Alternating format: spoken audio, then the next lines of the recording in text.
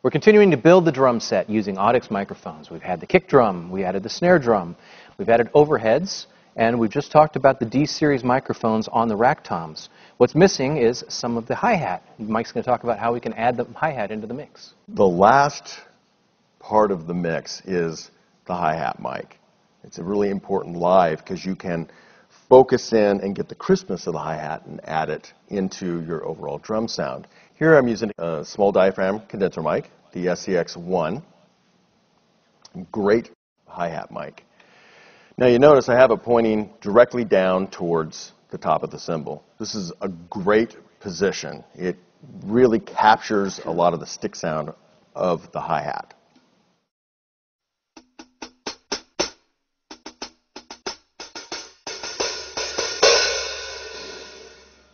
One of the things that happens with the mic in this position is because of the cardioid pattern, is that it gets a lot of bleed from the snare drum. A second mic position I would use would be to do something quite similar, except point the mic away from the snare drum towards the outside of the drum set. And this will minimize some of the bleed of the snare drum into the hi-hat mic.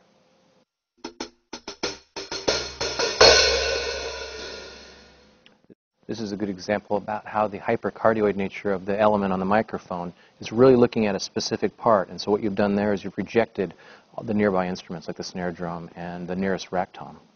Yeah, I'm using the microphone's pickup pattern to my advantage. Here's a quick tip. This is a hi-hat miking position you don't want to use. Notice the microphone's pointed right at the edge of the hi-hat. This is where all the air comes out of the hi-hat when I play them. So what happens is you get a really poppy sound, and it's just plain ugly.